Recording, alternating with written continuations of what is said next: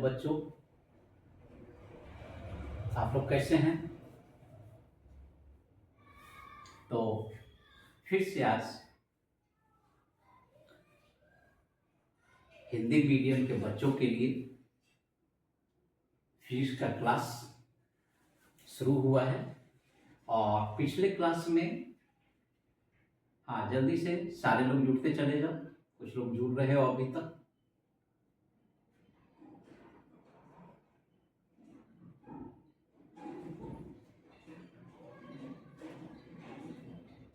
तो पिछले क्लास में हम लोगों ने जो डिस्कशन किया था आवेश के बारे में, और ये आवेश के क्लासिकल थ्योरी पर हम लोगों ने डिस्कशन किया था। और उस क्लासिकल थ्योरी में हम लोगों ने डिस्कस कर दिया था अम्बर इफेक्ट के बारे में, जो ग्रीक से शुरू हुआ, फिर विलियम गिलबर्ट के द्वारा उस अम्बर इफेक्ट को इलेक्ट्रिक्स नाम दिया गया, जो इलेक्ट्रॉन से शुरू हुआ, इलेक्ट्रॉन होते हुए इलेक्ट्रिका होते हुए इलेक्ट्रिक्स तक वर्ड पहुंच गया। उसके बाद थॉमस ब्राउनी ने उस इलेक्ट्रिक को डिफाइन किया कि जो अम्बर इफेक्ट है, एक्चुअल मेन जो उसका सोर्स है, उसका जो मुख्य स्रोत जो है वो क्या है? Electric charge. उन्होंने उस अम्बर इफेक्ट को नया नाम क्या दे दिया? Electric charge.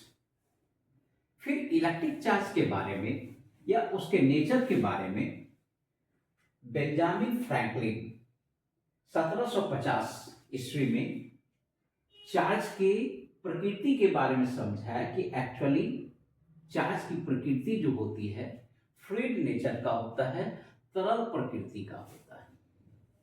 और उन्होंने समझाया कि अगर यहां पर कोई दो ऑब्जेक्ट हमारे पास है, एक ऑब्जेक्ट ए है और दूसरा ऑब्जेक्ट हमारे पास बी है, अगर फ्लूइड निकल के ए से बी की ओर चला जाए तो ए में वह फ्लूइड चूंकि कम हो जाएगा इसलिए ये नेगेटिव चार्ज हो जाएगा, और बी में चूंकि वो फ्लूइड का अमाउंट ज्यादा हो जाएगा इसलिए ये क्या हो जाएगा?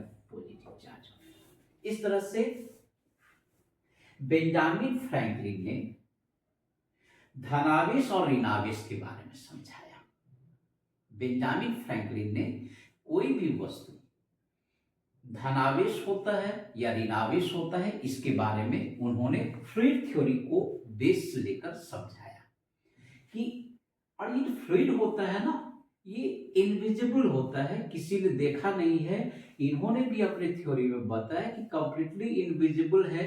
बस अगर दो ऑब्जेक्ट कांटेक्ट में आते हैं और अगर ये फ्लूइड ए से बी में चला गया तो चूंकि बी में वो फ्लूइड ज्यादा हो गया इसलिए वो पॉजिटिव हो जाएगा, और ए में चूंकि वो फ्लूइड कम हो गया इसलिए ये नेगेटिव। ये बेंजामिन का थ्योरी था। आज जो है इसमें से वर्ड यूज होता है, लेकिन आवेश का जो मुख्य स्रोत है वो आवेश के मुख्य स्रोत फ्लूइड थ्योरी वगैरह खत्म हो चुका है। ये क्लासिकल थ्योरी का चीज था। ये सारे वर्ड यूज होते हैं, जैसे इलेक्ट्रॉन यूज होता है, इलेक्ट्रिक्स यूज होता है, इलेक्ट्रिक चार्ज यूज होता है, ये सारे चीज यूज होते हैं। पिछली भी क्लास में हम डिस्कशन किए कि फ्लूइड थ्योरी एक गलत थ्योरी था, लेकिन फिर भी उस गलत थ्योरी के बेसिस पर तुमको आश्चर्य होगा 1900 एडी तक थ्योरी काम करता रहा और सारे इंस्ट्रूमेंट इलेक्ट्रिसिटी के डेवलप कर दिए, सारे थ्योरी सारे इक्विपमेंट डेवलप कर दिए गए ये फ्लूइड थ्योरी ऑफ इलेक्ट्रिसिटी के बेसिस पर कि ऐसा ही होता होगा। लेकिन जब मॉडर्न इलेक्ट्रॉनिक थ्योरी का दौर आया, मॉडर्न इलेक्ट्रॉनिक थ्योरी में अगर हम लोग चलें तो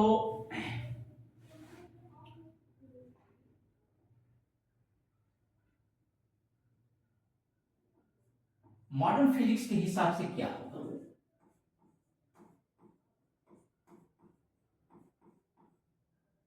अगर मॉडर्न फिजिक्स अगर हम लोग कंसीडर करें तो मॉडर्न फिजिक्स में जो आवेश है, इस आवेश का अगर हम लोग स्रोत ढूंढें कि इस आवेश का स्रोत क्या है, तो पता है क्या है? वो है परमाणु।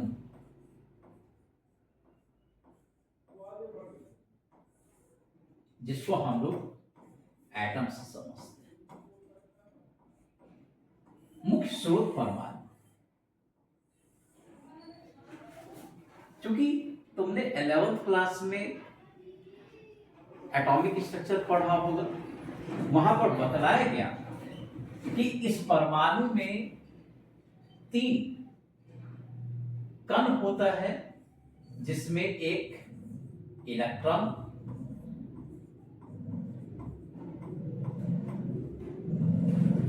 दूसरा प्रोटॉन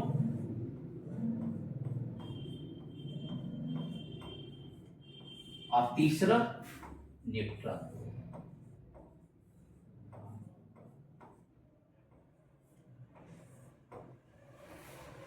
तो सबसे पहले तो जान लो कि आवेश को पहले ही समझा दिया गया है कि ये आवेश 2 तरह का होगा, एक पॉजिटिव होगा और दूसरा नेगेटिव होगा। ये समझा दिया गया, जो बेंजामिन फ्रैंकलिन ने ही समझाया कि यदि कोई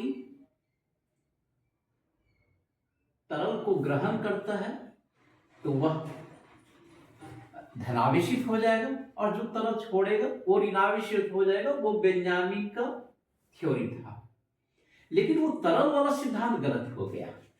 ये जो इलेक्ट्रॉन, ये 1900 ईस्वी के बाद 1901 में जे थॉमसन ने इसको डिस्कवर किया, इसको खोजा।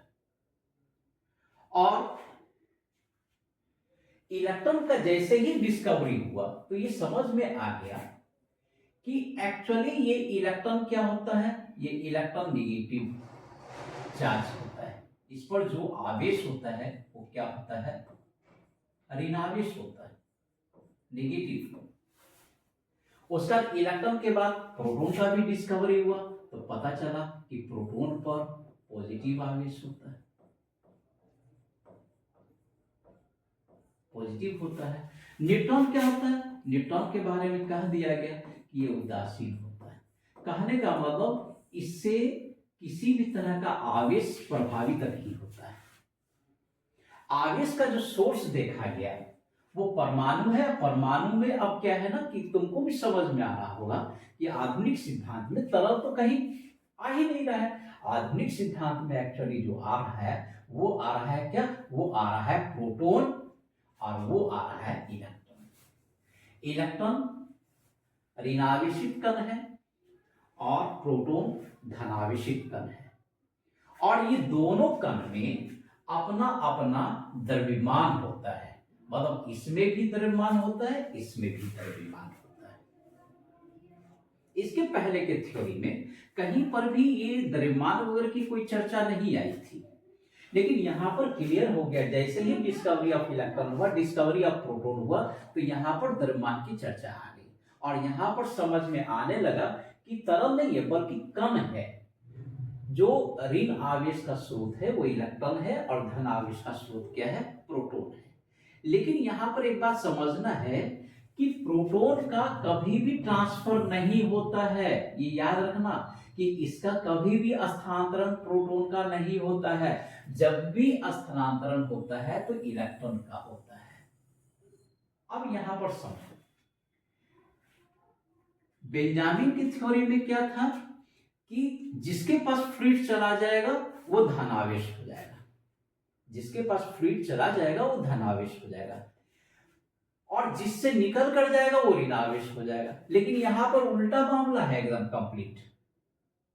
तुमने भी केमिस्ट्री में पढ़ा है कि अगर सोडियम है तो सोडियम अगर एक इलेक्ट्रॉन छोड़ता है तो Na इलेक्ट्रॉन अगर रिलीज किया तो ये धनावेशित हो जाता है। क्लोरीन है, अगर इसने एक इलेक्ट्रॉन ग्रहण किया है तो ये क्या हो जाता है, क्लोरीन माइनस। कहने का मतलब यहाँ पर थ्योरी उल्टा है, जो इलेक्ट्रॉन को ग्रहण करेगा वो क्या होगा, ऋणावेशित, और जो इलेक्ट्रॉन को छोड़ेगा, जो रिलीज करेगा इलेक्ट्रॉन, वो धनावेशित। जबकि इसके पहले क्या होता था कि जो तरल को ग्रहण करेगा, तरल का अमाउंट उसमें ज्यादा हो जाएगा, वो क्या हो जाएगा, धनावेशित, और जो तरल छोड़ेगा वो ऋणावेशित। यह उल्टा है, जो इलेक्ट्रॉन को छोड़ेगा वो धनावेशित, और जो इलेक्ट्रॉन को ग्रहण करेगा, मतलब इसमें इलेक्ट्रॉन का अमाउंट ज्यादा हो गया, वो ऋणावेशित। इस तरह से क्लियर हो गया हमारे पास कि आवेश जो होगा, अब यही थ्योरी चल रहा है। लेकिन क्या है ना, 1900 ईस्वी तक बहुत सारे इक्विपमेंट, जनरेटर वगैरह, बल्ब वगैरह सारे तैयार हो चुके थे, दुनिया में बल्ब जल रहा था। बेंजामिन फ्रैंकलिन या उनसे पहले जो वैज्ञानिकों का हमने नाम लिया, उन्हीं लोगों के थ्योरी पर बाद में पता चला कि नहीं, जो थ्योरी दिया गया ये तो कुछ और है। वो तो जितना भी आवेश है, उस आवेश का कारण कौन है, इलेक्ट्रॉन है, और इलेक्ट्रॉन अगर किसी ने ग्रहण कर लिया है तो वो क्या हो जाएगा, ऋणावेशित हो जाएगा, और जो इलेक्ट्रॉन को त्याग करेगा वो धनावेशित हो जाएगा। और इस तरह से यहां पर हम लोग डिस्कस कर सकते हैं कि आवेश जो है वह आवेश दो प्रकार का हो गया।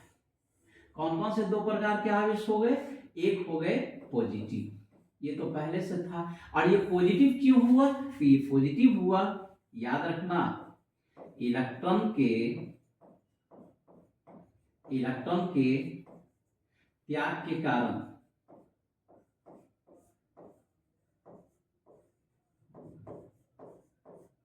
त्याग कहने का मतलब इलेक्ट्रॉन के कमी के कारण, जबकि दूसरा हो गया नेगेटिव। और यह जो हुआ है वो क्यों हुआ है, इलेक्ट्रॉन के ग्रहण के कारण, ग्रहण के कारण।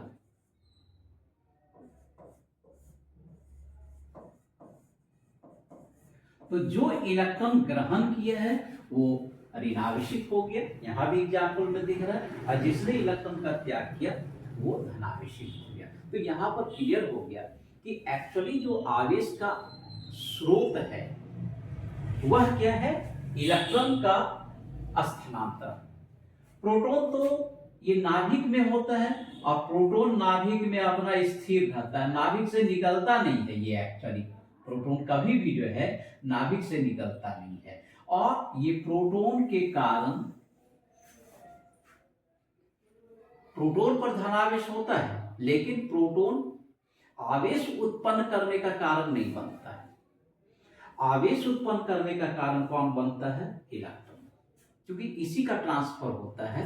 यह आउटर मोस्ट ऑर्बिट जो होता है, बाहरी कक्षा के जो इलेक्ट्रॉन होते हैं, वो जब ट्रांसफर होते हैं तो जो इलेक्ट्रॉन त्यागेगा वो धनावेशित हो जाएगा, और जो इलेक्ट्रॉन ग्रहण करेगा वो ऋणावेशित हो जाएगा। यहाँ पर क्लियर हो गया कि आवेश दो प्रकार के होंगे, और जो आवेश का जो अपीयरेंस होगा, आवेश किसी भी पदार्थ पर जो उत्पन्न होगा या दिखेगा, वो सिर्फ इलेक्ट्रॉन के स्थानांतरण के कारण है, इलेक्ट्रॉन के स्थानांतरण के कारण होगा।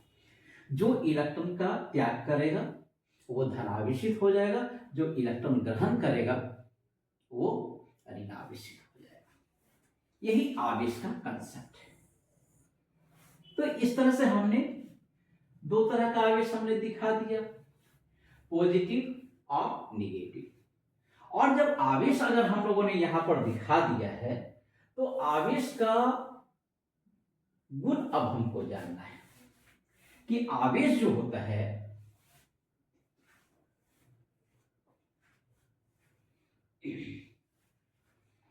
कौन कौन सा गुण दिखाता है। तो आवेश का सबसे पहले गुण क्या है कि यह बल दिखाता है। अगर कहीं पर भी दो आवेश अगर स्थित हो, plus plus minus minus plus minus, तो क्या होता है, यदि समान आवेश हैं तो यहां पर विकर्षण होना है, समान आवेश में विकर्षण, माइनस माइनस है तो यहां पर भी विकर्षण होगा। लेकिन असमान आवेश है, विपरीत आवेश है, तो ध्यान रखना है कि वहां पर आकर्षण होगा।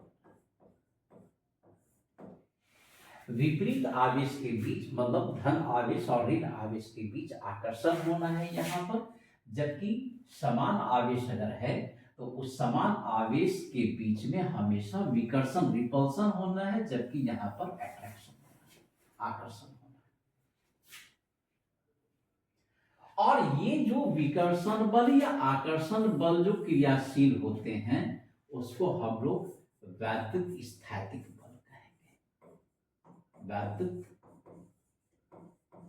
स्थैतिक बल कहेंगे।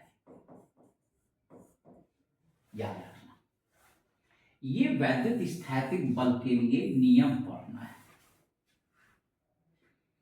तो यहां पर आज आवेश हमने उत्पन्न करके दिखा दिया तुमको कंसेप्ट से कि आधुनिक भौतिकी के सिद्धांत से आवेश का कारण इलेक्ट्रॉन का ट्रांसफर होता है, और इलेक्ट्रॉन जिसमें ज्यादा हो जाएगा वो ऋणावेशित, और जिसमें कम हो जाएगा अर्थात जो त्याग करेगा वो धनावेशित हो जाएगा।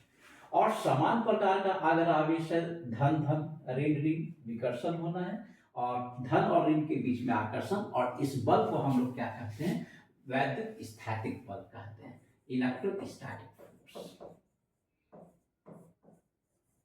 Electrostatic force.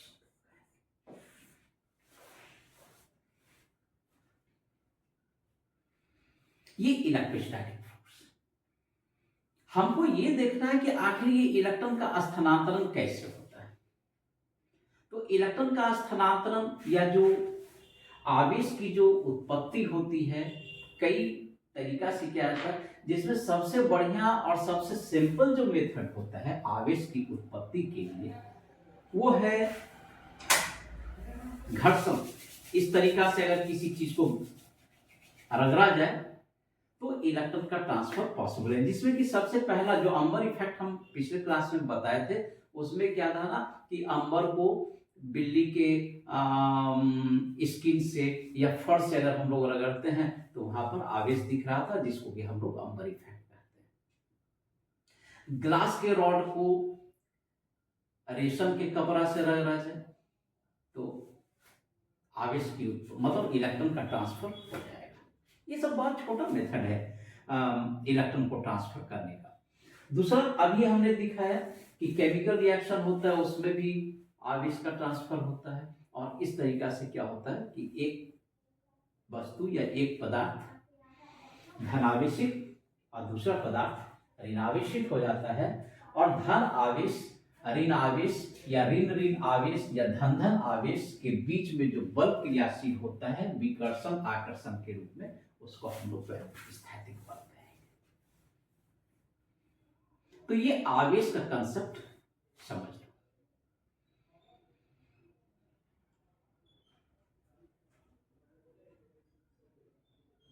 तो फिर इसके आगे के क्लास के लिए नेक्स्ट वीडियो या का इंतजार करो। नेक्स्ट क्लास के लिए फिर से कल आओ, कल हम लोग क्लास में रहेंगे टाइम पर, और पहले ही बता चुके हैं कि हम बच्चों को ये class free of cost online provide कर रहे हैं। कारण है बहुत सारे बच्चे दूर गांव में रह रहे हैं, और दूर गांव के भी बच्चे भी हमारे क्लास से बेनिफिटेड हो जाएं, और फिजिक्स में उनको कुछ कंसेप्ट अच्छा मिल जाए तो उनके लिए भी फायदा होगा, उनको कुछ अच्छा रिजल्ट मिल जाएगा। ठीक है, okay, next class, good night.